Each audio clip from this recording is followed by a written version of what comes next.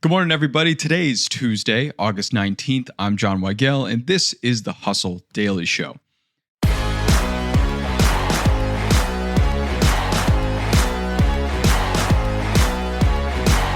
While most parents are hitting Target and Walmart for back-to-school shopping, a growing number are discovering that they can get laptops, sneakers, and musical instruments for just about half the price at pawn shops. Today, we're exploring how America's economic squeeze is turning secondhand stores into the hottest retail destinations of 2025.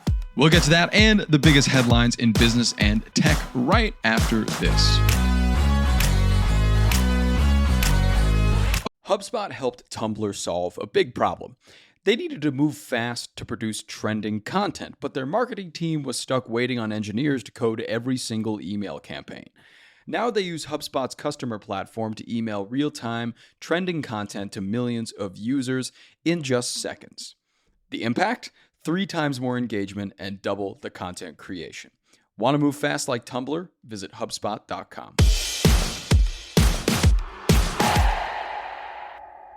Okay, starting us off today with something a little strange. China's Kaiwa technology claims they'll be ready to launch pregnancy simulating pods next year, per Hong Kong's The Standard. The robotic system emulates a human uterus and, they say, but should we actually believe, it could incubate and deliver a child. We'll see what happens with that.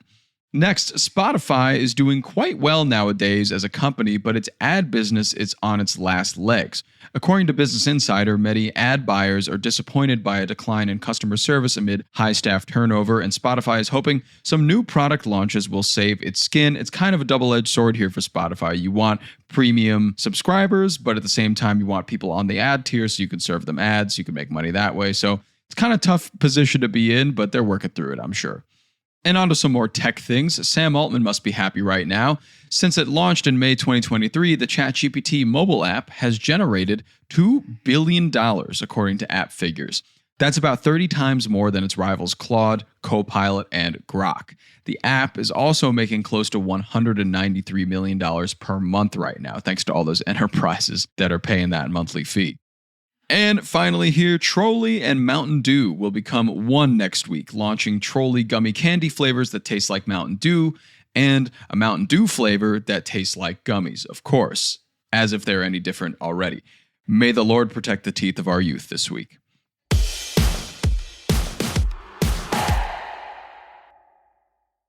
And for more headlines like those, you can subscribe to the show and we'll have more for you tomorrow. But in the meantime, let's talk the rise of pawn shops in 2025. Very unlikely, but they're doing it anyways.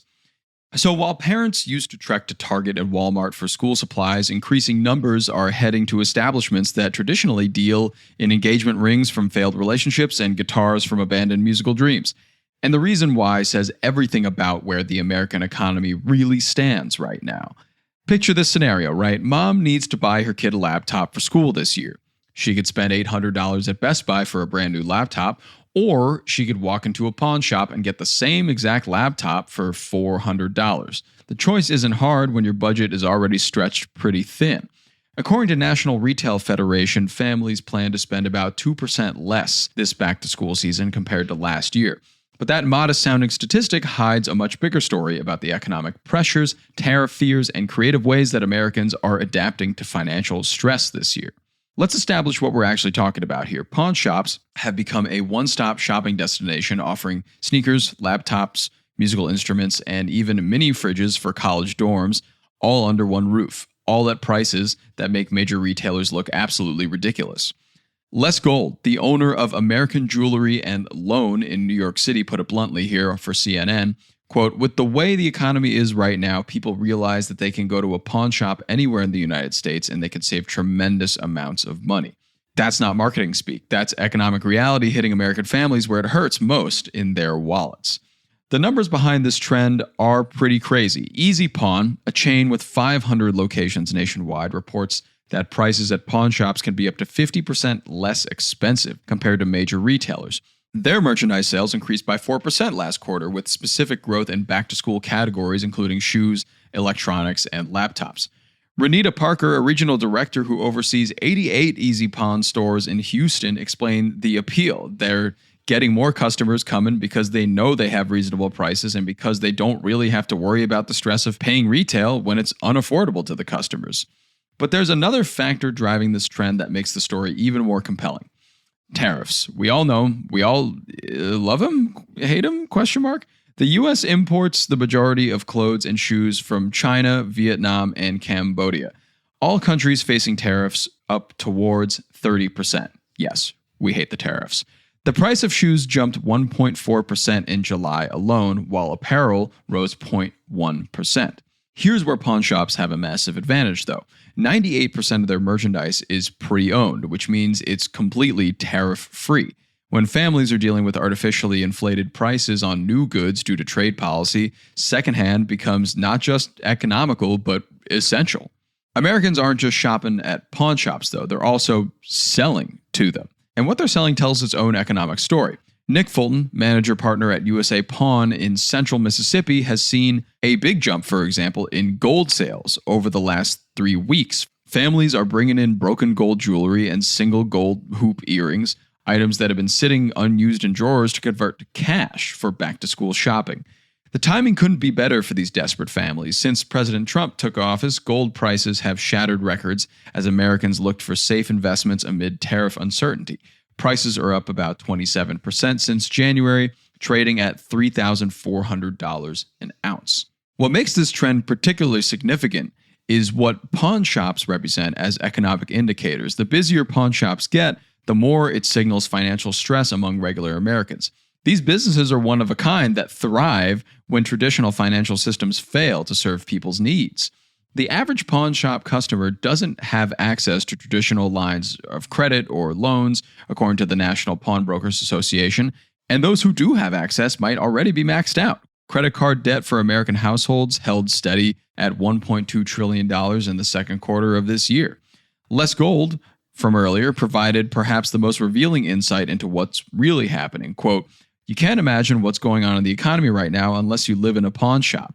Pawn shops help these people survive either by loaning them money on their merchandise or selling them merchandise less than if they went anywhere else." This reveals something crucial that gets lost in broad economic statistics. While official unemployment numbers might look decent and the stock market might be hitting records, there's a significant portion of the population living paycheck to paycheck or worse, without regular paychecks at all. For these families, the difference between a $400 laptop and an $800 laptop isn't just about savings, it's about whether their child gets a laptop at all. The pawn shop becomes the difference between participating in modern education and being left behind. The trend also highlights how trade policy translates into real-world consequences for American families. Tariffs might sound abstract when discussed in Washington, but they become very concrete when you're shopping for school clothes and shoes. The 30% tariffs on imports from major clothing manufacturers doesn't just disappear. They get passed directly to the consumer. Parents that are shopping early for back-to-school items aren't just being organized, they're trying to beat anticipated price increases. The fear of tariffs raising prices has created a rush to buy before costs go up even further. What's particularly interesting is how this challenges traditional retail assumptions.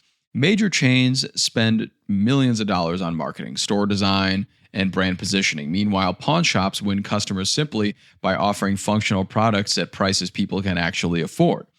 There's no fancy marketing campaign there, just basic economics. When a family needs a musical instrument for their child's band class, they don't care whether it comes from a guitar center or a pawn shop. They care whether they can afford it without going into debt. The success of pawn shops in the back-to-school market also demonstrates how quickly customer behavior can shift when economic pressures mount. These aren't necessarily customers who plan to shop at pawn shops. They are people who discovered these stores out of necessity and found they offered better value than traditional retailers. This represents a fundamental disruption in retail patterns. If families find they can get everything they need at a pawn shop for half the price, why in the world would they ever return to traditional retailers? The convenience of one-stop shopping combined with significant savings creates customer loyalty that major chains should be really worried about.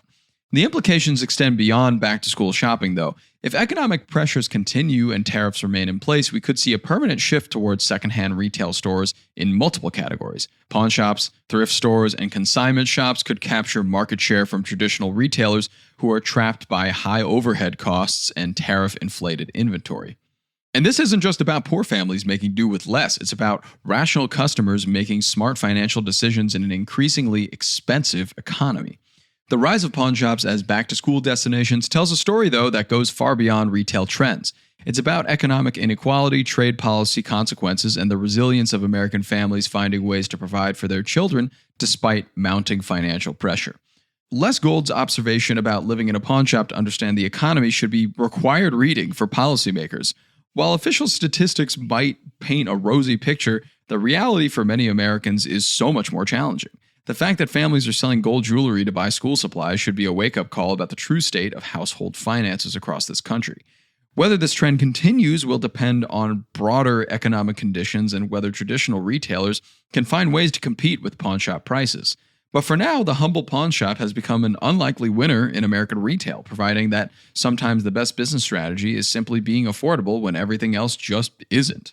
And to close things out here, let me remind you, in an economy where laptops cost as much as some people's weekly paycheck, shopping at a pawn shop isn't settling for less, it's making a smart financial decision for you and your family.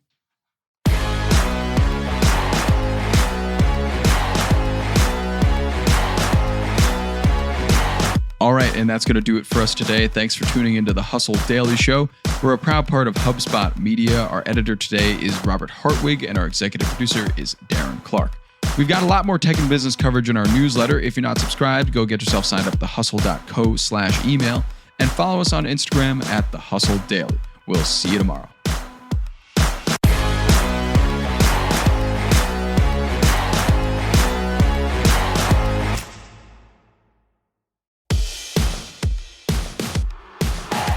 Look, I'm going to be straight with you. Everybody's talking about AI, but most people are just playing around with ChatGPT instead of actually making money from it.